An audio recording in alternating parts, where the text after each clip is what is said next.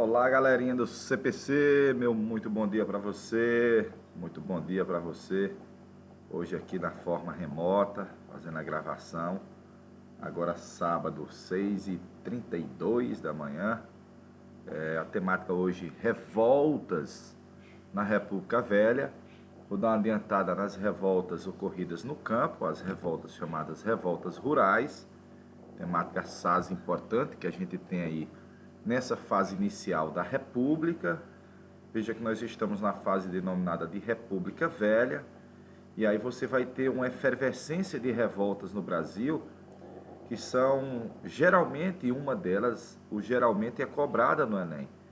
Você tem Armada 1 e 2, Canudos, Cangaço, Chibata, Vacina, Contestado, Semana de 22, 18 do Forte de Copacabana, Coluna Prestes.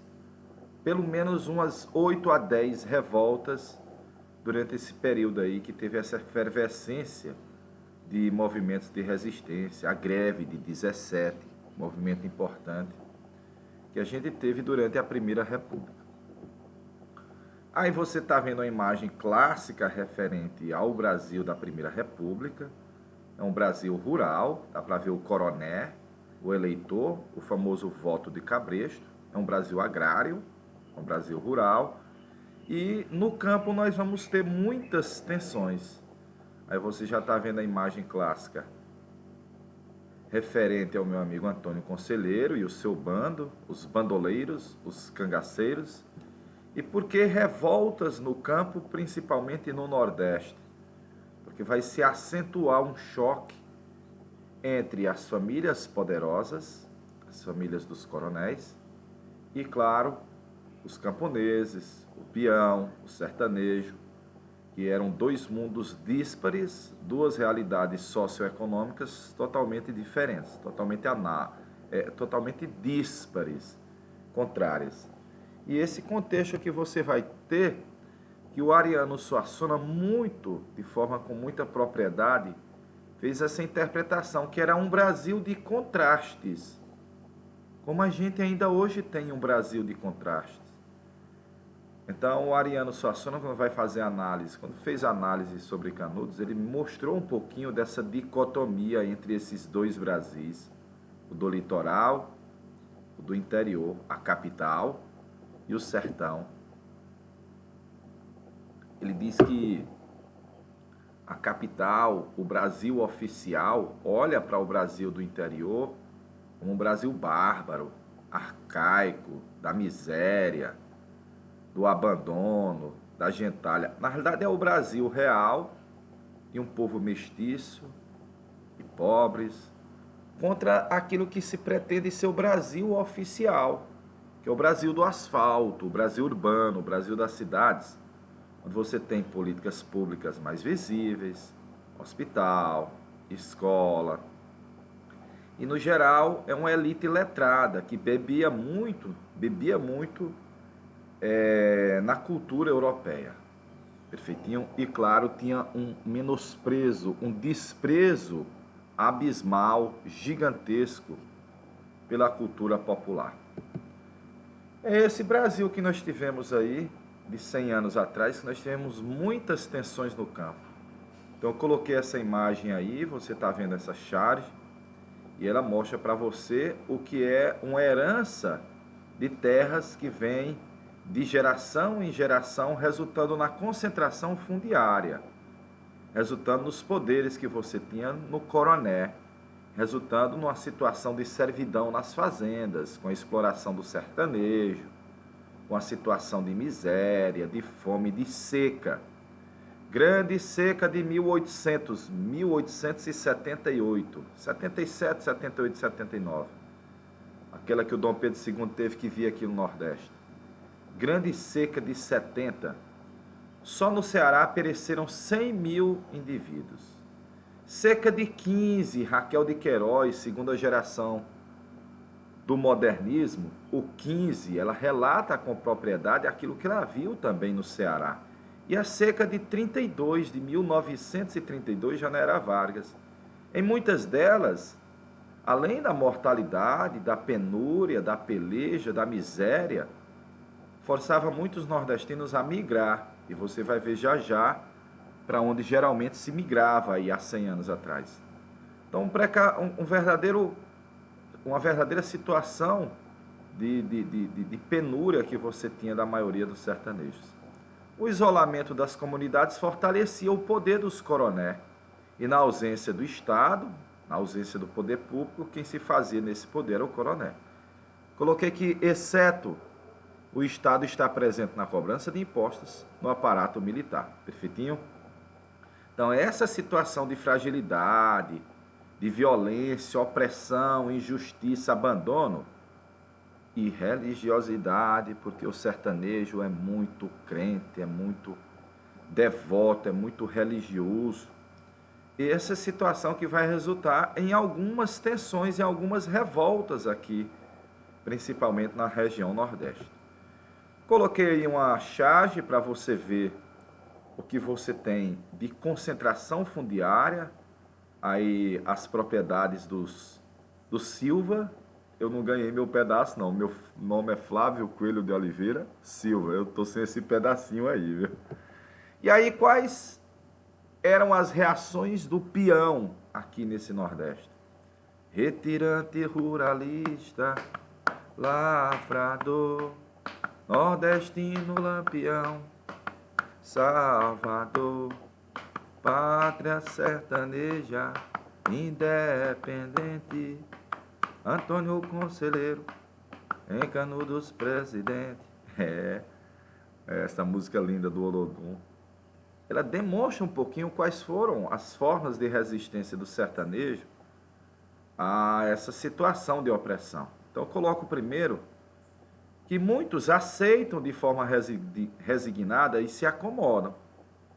E parte deles está migrando ou para o sul, que era São Paulo, Rio e depois Brasília, ou para o norte, que era o Vale Amazônico, no caso, a época da exploração do látex da seringueira. Então, essa imagem do Cândido Portinari de 44, reproduzindo as arguras, as dores de uma família de retirantes, é de 44, mas ela pode ser levada para outros momentos da história, principalmente em Nordeste. Aí você tem a forma mística, a crença, a religiosidade. O sertanejo tem um catolicismo meio rústico, meio popular, que é de ver ali uma imagem de uma nuvem, acreditar que é uma mensagem divina, está mostrando na nuvem a forma de um cachorro. Vou jogar no cachorro que vai dar cachorro no jogo do bicho, Deus está me mandando. Ou, ainda hoje você tem, claro, os romeiros que vão para Juazeiro do Norte, aqui no Piauí, Santa Cruz dos Milagres. Ou então fazer justiça com as próprias mãos, como por exemplo o meu amigo Lampião, no caso olho por olho, dente por dente. Então várias formas de resistência. E aí eu estou citando para você as várias tensões no campo na República Velha resultaram nesses vários eventos que você está vendo aí. Canudos, Cangaço, Contestado, os Romero e visitar o Padim Cício, e lá no Alto do Horto, no Juazeiro do Norte. Vamos com Canudos primeiro, galerinha, que eu tive o prazer de andar em Canudos 2 vezes. Canudos é assim meio ilógico, porque é a Caatinga Zona Braba. E Canudos fica no meio da Bahia, sob a liderança de Antônio Vicente Mendes Maciel, o famoso Antônio Conselheiro. Ele consegue montar um povoamento que se torna uma verdadeira cidade, para aquela época, uma metrópole com 30 mil moradores, 30 mil almas, que ele denominava Arraial de Belo Monte. Se torna uma válvula de escape à exploração. Não havia o poderio dos coronéis. Você tinha acesso à terra. Às margens do rio Vaza Barris produzia-se milho, feijão, mandioca, criava-se gado, criava-se carneiro. Numa vida, o meu amigo Raul Seixas iria dizer que era uma sociedade alternativa. E o Antônio Conselheiro denominava de a Jerusalém terrestre. Que Jerusalém? a terra que jorra leite e mel, a terra da abundância, aqui na terra, essa Jerusalém aqui no Brasil. E aí lembre-se, todo dia muita reza, muita missa, muita crença, muita crendice, muita fé, muita esperança na providência divina, que fosse minorar, diminuir a peleja desses envolvidos em Canudos. Então quem ia para Canudos? Um velhinho desse daí, olha.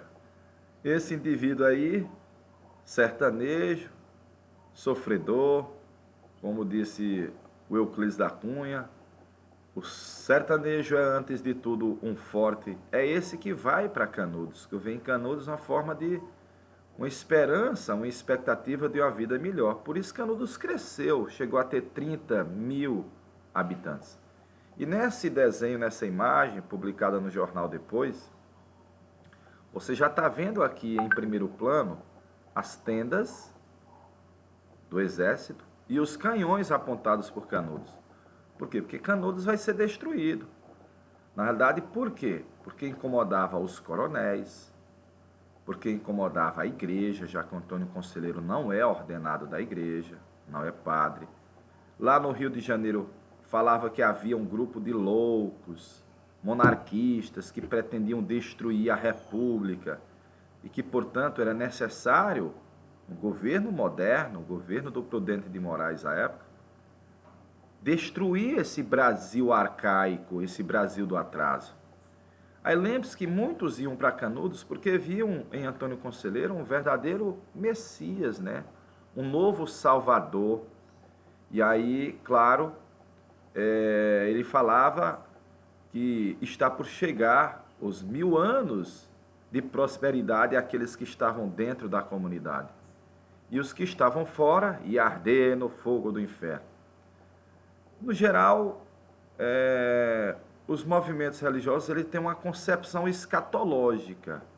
Escatológico quer dizer de pregar e acreditar no fim dos tempos, no fim do mundo. Ele é milenarista. E Canudos também o era. Perfeitinho?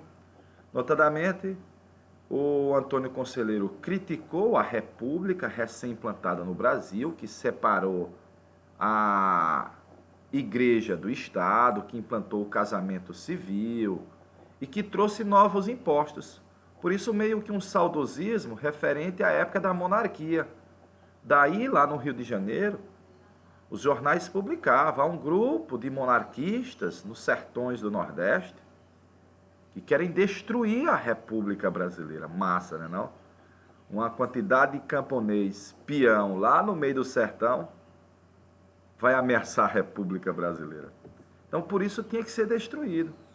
Olha as imagens aí, para você ver como a imprensa no Rio de Janeiro buscava criar uma imagem negativa do Antônio Conselheiro. Tá aí, olha, ele dando um alto lá, com as mãos meio diabólicas, com o rosto representado de forma deturpada. Alto lá, aqui não passarás a República. E olha a segunda imagem publicada sobre Antônio Conselheiro do Ângelo Agostini. Pela Bahia, pelos sertões da Bahia, o célebre Antônio Conselheiro tem dado o que fazer e pode-se mesmo dizer que tem pintado o diabo. E veja a imagem de um Antônio Conselheiro meio diabólico pintando o diabo. É uma justificativa religiosa, claro, é um explorar emotivamente essa parte da crendice, da fé do catolicismo brasileiro para justificar ou combater um adepto do diabo, das coisas ruins contra a República. Então Canudos vai ser destruída pelos jagunços dos coronéis, pelas forças da polícia, mas principalmente pelo exército brasileiro, que à época, como você está vendo aí na imagem, ó, levou canhões importados da Alemanha, do grupo Krupp, para destruir Canudos. Mortes, abusos, suicídio em massa. Dos 30 mil canudenses, dos 30 mil conselheiristas, talvez pouco mais de 2 mil tenha sobrevivido em Canudos. Então eu coloco aqui no final, eu digo assim, se não fosse o meu amigo Euclides da Cunha, jornalista que foi fazer a cobertura da guerra para o jornal Estado de São Paulo e depois, ao retornar, vai lançar essa obra macro da literatura brasileira e uma obra denúncia, que aí essa fase pré-modernista, o realismo. Se não fosse o meu amigo Euclides da Cunha, talvez a maioria dos canudenses tivesse ficado enterrado e esquecido em cova rasa, que é um esquecimento rápido. Mas ele faz uma denúncia dos horrores praticados pelo Estado republicano lá em Canudos. O sertanejo é, antes de tudo, um forte. Ah, meu amigo, olha aí as tropas do governo em Canudos para destruir Canudos, a Igreja Nova de Canudos, depois de ter sido bombardeada, e aí as frases do meu amigo Euclides da Cunha. O sertanejo não tem o raquitismo desse povo do litoral, não. Ele come rapadura com farinha, ele toma cachaça, faca na caveira, não é? O couro das mãos grossos, dos pés, as unhas rachadas, com terra. Esse é o sertanejo que o Euclides da Cunha estava falando. Do trabalhador. E aí, claro, Canudos vai ser destruída. Bacana. Tá aí o Antônio Conselheiro. Ele morreu pouco antes do embate final. E aí é um exemplo das casas que eram dos canudenses. Eram esses daí que ameaçavam a República Brasileira. Espetáculo, não? Coloquei algumas curiosidades para você sobre Canudos. A cabeça do Antônio Conselheiro foi cortada e foi levada para a Universidade Federal da Bahia para ser estudada, na Faculdade de Medicina. Quem deu o título de conselheiro foi a Igreja Católica. O nome de Canudos era Belo Monte.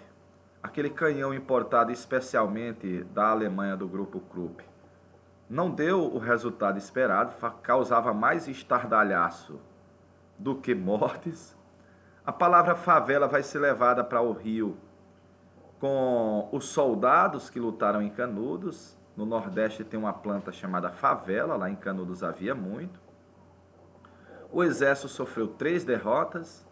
O Euclides da Cunha viajou uma semana antes do embate final. Vai ser construída uma represa no rio Vaza Barris e vai submergir Canudos, a Canudos Velha, perfeitinho. Mas ao acumular água, atraiu novos moradores para a região, vai surgir uma Canudos nova ao lado da velha, e de vez em quando a estiagem permite que a gente reveja Canudos. Perfeitinho? A Canudos do Sul chama Guerra do Contestado. Chama Guerra do Contestado por causa que é numa área de disputa entre os estados do Paraná e de Santa Catarina, contestada entre os estados do Paraná e Santa Catarina, que foi bem no local da construção de uma ferrovia. Então, estou colocando para você 3 imagens remetentes à Guerra do Contestado. Os vaqueanos, que eram jagunços e militares a favor dos coronéis contra os religiosos e seguidores do beato, do monge José Maria, que você está vendo aí, olha. E bem no Mirim, o governo federal autorizou a construção de uma linha férrea ligando São Paulo ao Rio Grande do Sul, que vai expulsar durante a construção, claro, os camponeses. Daí a região do Contestado, essa área que você está vendo mais escura, rachurada, que era uma área em disputa entre os estados de Paraná e Santa Catarina. E aí, o tracejado mostra a linha férrea, a Brasil Highway, que seria construída pelo Percival Facurá, um judeu que ganhou o direito de explorar certos setores econômicos no Brasil e que teve muita projeção aí durante a República Velha. Olha os sertanejos lá da região do Contestado, dessa região de Santa Catarina. Ex-escravos, descendentes de índios, povo mestiço, povo pobre. Nós não temos direito de terra. Tudo é para gente das Europa. Gente das Europa É porque o governo, desde a época do Império, havia concedido lotes de terra no sul, uma questão estratégica para densamente povoar essa região, que já está numa área meio complicada, de divisa aí com estados vizinhos, nossos hermanos, inimigos, e o governo concedeu lotes de terra, Rio Grande do Sul, Santa Catarina, Paraná, alemães, italianos, poloneses, e você está vendo os sertanejos reclamando disso daí. Uma justa reclamação, claro. Estou colocando um histórico, onde localizou-se a Guerra do Contestado, principalmente na disputa entre Santa Catarina e Paraná. Vai perdurar por 4 anos. Daí você já tira o quão era fraco o exército brasileiro nesse início do século XX, final do século XIX, porque já demorou muito para destruir Canudos. E vai passar 4 anos para destruir a Guerra do Contestado, para você ver como era, não tinha um know-how de preparo militar. Os caras estudavam mais filosofia positivista, mais estudos do que treinamento militar. E aí, você pode fazer uma analogia com Canudos, uma comparação, um paralelo, a mesma situação de miséria, de exploração, de abandono, de falta de o governo conceder efetivamente os títulos de terra aos camponeses, você vai ver aí na Guerra do Contestado. E da mesma forma, a religiosidade, a esperança de uma vida melhor é o que fazia com que muitos camponeses, muitos peão, pudessem, claro, fazer um ajuntamento, Porto Unido, Caçador, Mildeira, para poder tentar uma vida melhor. Perfeitinho? Esse empresário norte-americano teve um know-how de empresas aqui no Brasil, na República Velha, uma figura de destaque, né? Muitos empreendimentos com aval dos governos, né? Construiu a Madeira Mamoré, a Brasil Highway, essa que vai passar lá na região do Contestado. E durante a construção da ferrovia dele, que os camponeses vão perder as terras, né? Então você já tem um choque entre coronéis, grandes proprietários de terra, imigrantes que tinham os títulos de terra e camponeses, entre o povo caboclo e o poder público estadual, na ausência desse poder de regulamentar as terras dos poceiros, que estavam aí há séculos, há muito tempo se utilizando a terra, mas sem ter o título dela. Quando ocorreu a decisão de construir a ferrovia, o governo ainda garantiu ao Percival Facurá 15 quilômetros às margens direita e esquerda de onde passaria a ferrovia, com direito de exploração econômica pela empresa dele. Então, durante a construção, os camponeses foram integrados como trabalhador. A construção foi de 1909 e terminou em 1902 e terminou em 9.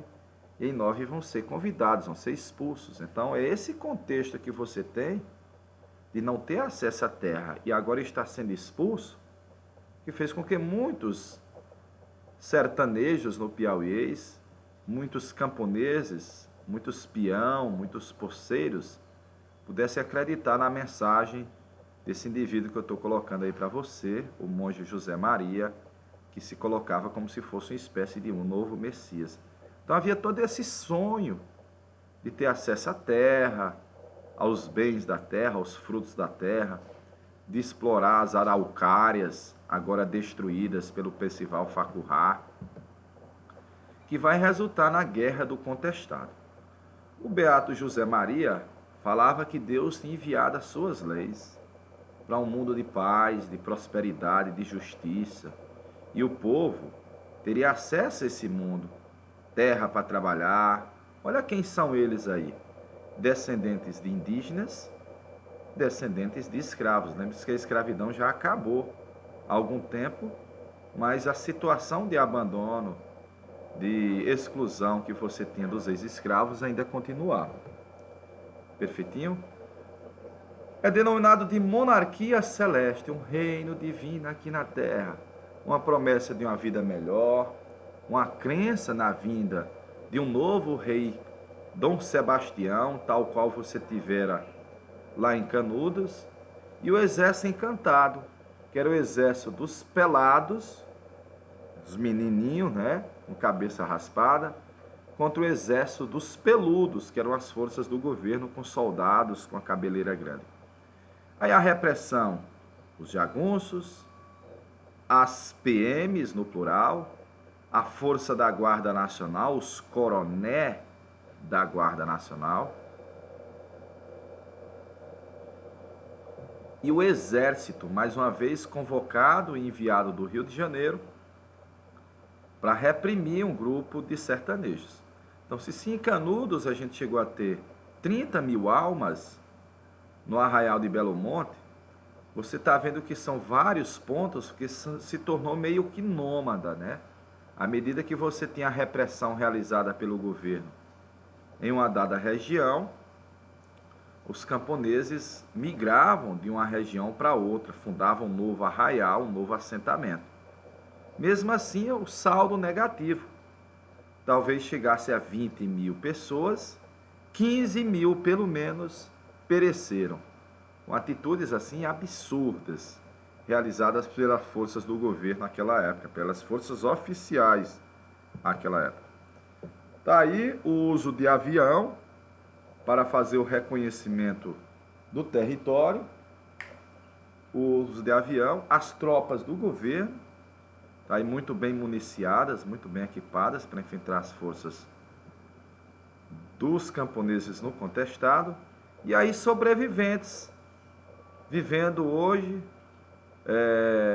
em casas abandonadas pelas equipes dos engenheiros quando da construção da obra, e são esses daí que vivem a revelia, esquecidos ainda pelo Estado brasileiro em muitos rincões. É esse grupo daí, exemplificado nessas duas fotos, que o Ariano Suassuna dizia: nós temos dois Brasis.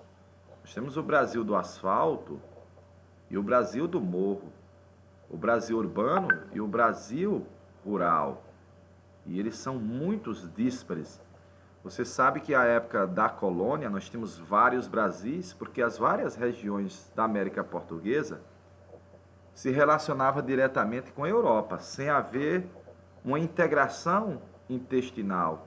Só vai ter uma integração um pouquinho maior à época da mineração. O Império cumpriu sua missão de evitar que esses vários Brasis se fragmentassem e forjou uma identidade. O Império deixou essas duas heranças para a gente: a unidade nacional e uma identidade brasileira que nós não tínhamos. E a República deveria ter integrado mais esses Brasis e a sociedade, e ela não cumpriu ainda, apesar das estradas, desde o Washington Luiz para cá e o Juscelino, mas elas não conseguiram interligar, integrar por completo o país. Aí vamos de Cangaço, tá aí o Lampião e a sua querida Maria Bonita. Eu estive lá também, olhei lá, no meio aí da estátua do Lampião e da Maria Bonita. E aí você lembra que o cangaço é um fenômeno 100% nordestino, 100% nosso. Coloquei em destaque aí duas figuras, o Antônio Silvino, depois o Virgulino Ferreira da Silva, e o contexto é o mesmo, olha, a ausência do poder público, disputa por terra, o poderio do coronel, a violência que você tinha usando o punhal, a faca, a miséria, as injustiças, o fazer justiça com as próprias mãos. E é lembrar que os bandos, é um grupo de cangaceiros, é um bando. Banditismo social você não teve só no Brasil. Você teve no sul dos Estados Unidos, no Texas, e em parte do México com a figura do Zorro, lendária do Zorro. Você teve uma espécie de banditismo na Idade Média com o Robin Hood, que geralmente é quando o poder público é falho, geralmente quando o poder público não é tão atuante, e aí na época da República Velha, vão surgir essas figuras que buscam fazer justiça com as próprias mãos. E se torna uma espécie de forma de sobrevivência. Notadamente, o Lampião não era um agente transformador, não tinha pretensão de transformar a sociedade, realizar uma reforma agrária, até porque muitas vezes ele estava em conluio, mancomunado, aliado de coronéis, dos coiteiros. Em outros ameaçava, extorquia, matava. E a imagem dos cangaceiros, nessa vestimenta meio hollywoodiana, a posteriori, né? Com a tradicional roupa confeccionada principalmente com couro, que protege dos espinhos, do chique-chique, do marmeleiro, com o lenço, com o punhal, com a cartucheira. Aqui por trás você tem um Lampião, um Luiz Gonzaga e um trio nordestino. E aí, eram violentos. Lembrar que o José Baiano era muito violento. Toda vez que ele violentava sexualmente uma mulher, ele ainda marcava como você marca o gado no interior a ferro. Assaltos, ameaças, ataques, roubo de gado, violência com mulheres, assassinatos, crime por encomenda. Então os cangaceiros não tinham a pretensão de transformar a sociedade. De boa? Será que eram verdadeiros Robin Hoods do sertão? Aí você teve um caso em que o bando do Lampião chegou numa feira popular, eu não sei se foi em Serra Talhada, e você chegou jogando moeda, dinheiro para o povo. Então criou-se a imagem de que o Lampião tirava dos ricos e dava para os pobres. Ele tirava dos coronéis, do governo e dava para os necessitados. Daí se tornou um mito, uma figura lendária aqui no Nordeste. A literatura de cordel, as músicas do Luiz Gonzaga, as quadrilhas juninas e da década de 70 transformado o Lampião no rei e principalmente o Lampião numa espécie de Robin Hood do sertão. Mas eram fora da lei à época, tanto que você tem o governo da Bahia premiando aquele que pudesse pegar o Lampião vivo ou morto. Eita peleja! Vivo ou morto. Colocar a imagem, aí alguns elementos que ligam a figura do Lampião, o rei do cangaço. Ele vai ter um encontro com o padre Cícero Romão, lá durante a famosa Coluna Prestes. Coluna Prestes. Lembrar que, geralmente, nas quadrilhas juninas, nas festas juninas, você tem o famoso casamento do Lampião e a Maria Bonita, um elemento do folclore nordestino. E a música do Luiz Gonzaga levou o Lampião lá para fora. Ele, à época, apareceu no Jornal do Globo, tomando Jack Daniels, fazendo leitura de jornal, era uma figura letrada, e transformado no Robin Hood. Muito vaidoso, disse que tomava Jack Daniels, perfume François, ele e a Maria Bonita, né?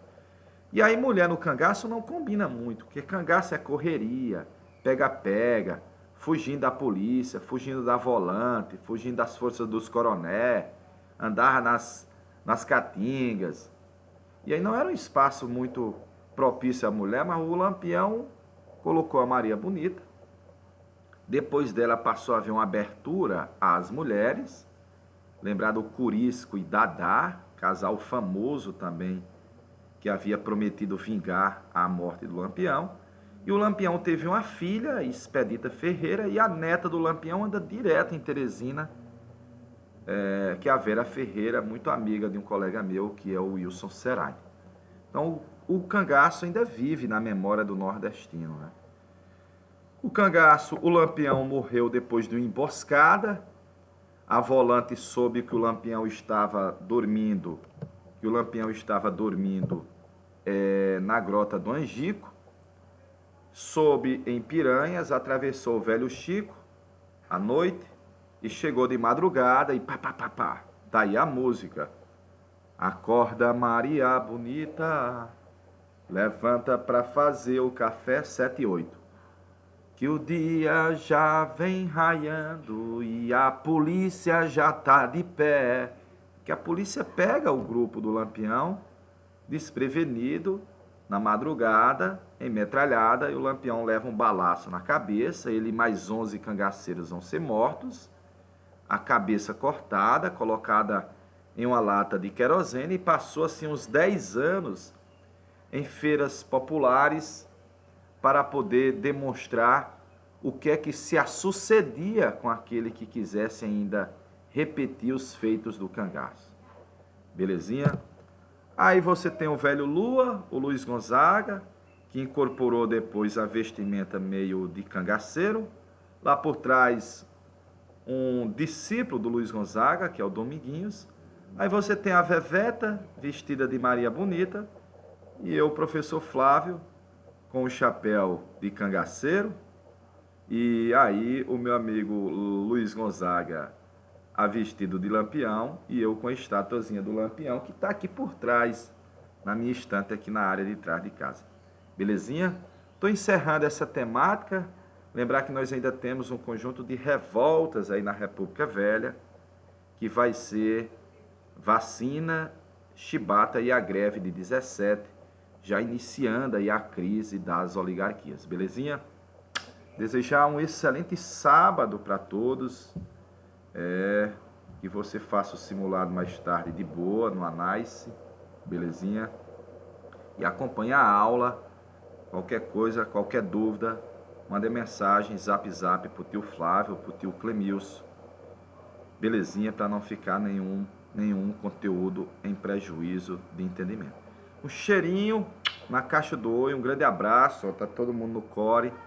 Um excelente sábado, até a próxima e tchau! Valeu, povo! Tchau, tchau, tchau! Valeu, galerinha!